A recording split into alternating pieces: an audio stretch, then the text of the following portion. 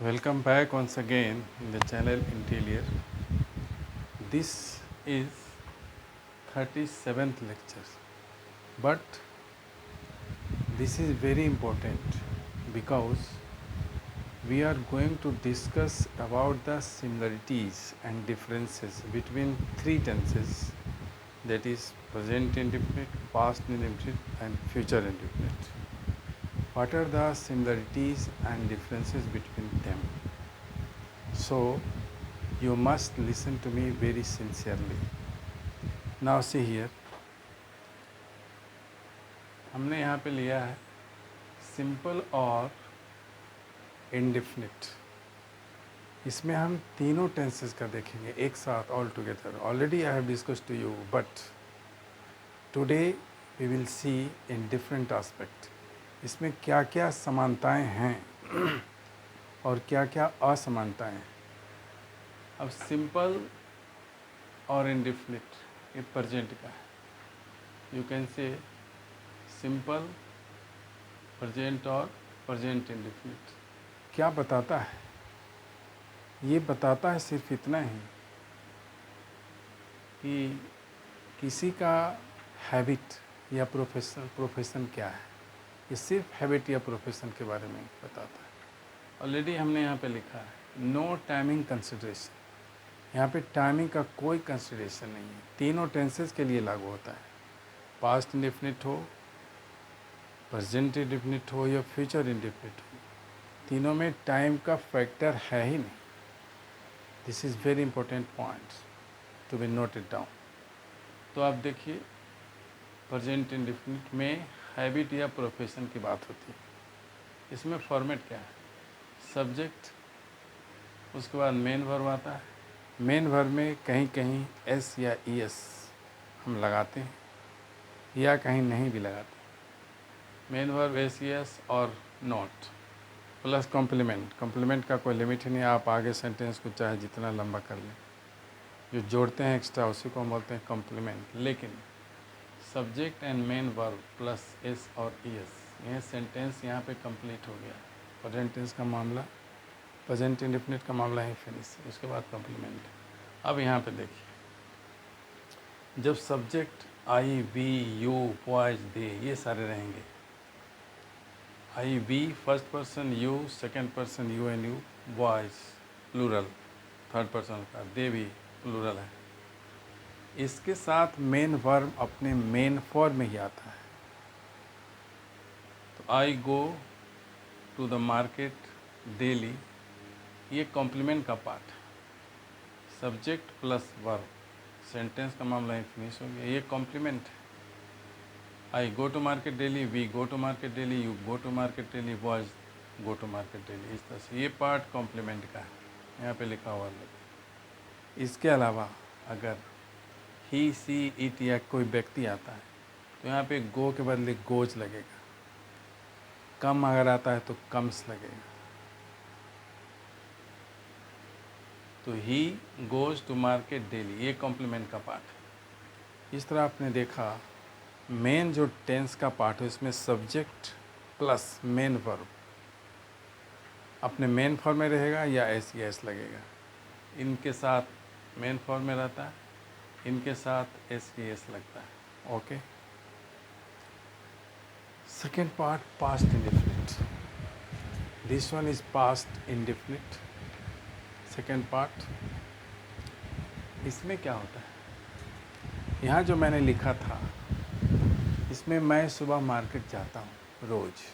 ये मेरी हैबिट हो सकती है या मेरा पैसा भी हो सकता है. इससे दोनों बातें स्पष्ट हो जाती है. लेकिन कितने बजे जाता हूँ, कब जाता हूँ, इसकी कोई कंसिडरेशन नहीं. लेकिन बात होगी प्रेजेंट में. Second thing, past. Past indefinite या सिंपल पास्ट.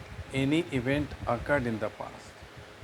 कोई टाइमिंग का है नहीं जिक्र, इसलिए मैं लिखा हुआ है no timing consideration. This one is similarity among all the three, 1, 2 and 3. Any event occurred in the past, कोई घटना पास्ट में हो गई. फॉर्मेट क्या है? Subject, second form of main verb जिसको हम V2 बोलते हैं. V1 main verb, go, went, gone. then go V1, went V2 and gone V3 होता है। तो V2 यहाँ पे लगता है, प्लस कॉम्प्लीमेंट आता है, ये तो कुछ भी जोड़ सकते हैं। तो V2 का प्रयोग, this is very remarkable point, कि V2 का प्रयोग केवल और केवल पास्ट इंडेफिनिट में ही होता है या सिंपल पास्ट में होता है। This point is very important, हमेशा आप याद रखें कि V2 का प्रयोग सिर्फ पास्ट इंडेफिनिट में होता है, इसके अलावा कहीं नहीं। तो इसका फॉर्मेट क्या है? Subject, second form of main verb V2 plus complement. जैसे यहाँ पे सब के साथ V2 है, कोई इफर्ट है ही नहीं। आई हो, वी हो, यू हो, ही हो, राम हो, कोई भी हो। Went to the market daily, ये कोई भी है। मैं मार्केट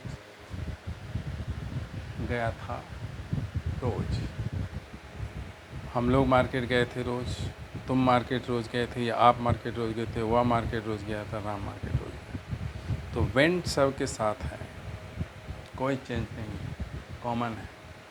और ये भी हमने कॉम्प्लीमेंट कॉमन सब के लिए यहाँ पे लिखा है। Now come to future. Future indefinite या सिंपल फ्यूचर। इसमें क्या होगा? आने वाले समय में कोई भी घटना घट जाएगी, कोई टाइम का विचार विमर्श नहीं। एनी इवेंट विल हैपन, होगी, टाइमिंग का कोई मतलब नहीं। फॉर्मेट सिंपल है। सब्जेक्ट यहाँ पे पहली बार इंडेफिनिट टेंस में, फ्यूचर के इंडेफिनिट टेंस में हेल्पिंग वर्ब यूज होता है। इसके अलावा ना तो इसमें हेल्पिंग वर्ब है प्रेजेंट इंडेफिनिट में, और ना ही पास्ट इंडेफिनिट में हेल्पिंग वर्ब है। This is very remarkable point, and this is the difference between these two and the third one। ये डिफरेंस था। हेल्पिंग वर्ब केवल फ्यूचर इंडेफिनिट में ही आता है। तो फ्यूचर इंडेफिनिट में एनी इवेंट विल हैपन, कोई घटना घटेगी सिंपली। फॉर्मेट सिंपल है। सब्जेक्ट के बाद हेल्पिंग वर्ब आता है, फिर मेन वर्ब अपने मेन फॉर्म में ही रहेगा, यानी V1 प्लस कॉम्प्लीमेंट सब में होता है। हेल्पिंग वर्ब में क्या होगा? यहाँ पे विल और शैल, कहाँ पे विल और शैल लगेगा आगे आपको क्लियर हो जाएगा। तो मेन वर्ब यहाँ पे V1, यहाँ पे देखते हैं मेन वर्ब, यहाँ भी है V1। ये दोनों में सिमिलरिटी है, हालांकि इस इधर ES लगता है, लेकिन यहाँ पे इस सारे सब्जेक्ट के साथ मेन वर्ब अपने मेन फॉर्म में रहता है, यहाँ भी मेन वर्ब अपने मेन फॉर्म में रहता है। अब किसके साथ विल या किसके साथ शैल, अनदर प्रॉब्लम। तो हेल्पिंग वर्ब में विल या शैल होगा, आई और वी के साथ shall. I shall go to market daily, we shall go to market daily.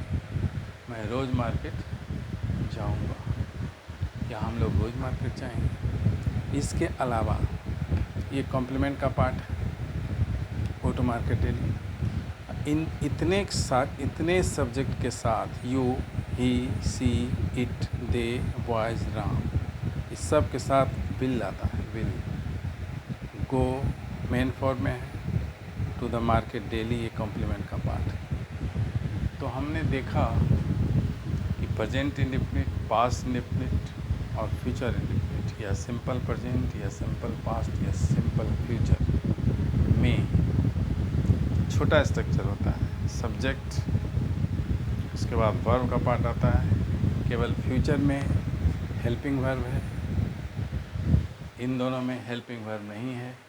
इसका सो सिंपल बिकॉज इसमें V2 आता है सेकंड फॉर्म। इसमें मेन वर्ब के आगे कहीं एस लगता है या नहीं लगता है। आपने देखा वेरी क्लियरली, ये बहुत इम्पोर्टेंट है, तीनों को डिफरेंशिएट करना है, इसमें क्या समानताएं हैं, क्या असमानताएं। तो now okay, this is enough for today. In the next video I will take up same topic, and that will be present continuous, past continuous and future continuous। फिर तीनों में देखेंगे क्या सिमिलरिटी है, क्या डिसिमिलरिटी है। Okay, thank you for today.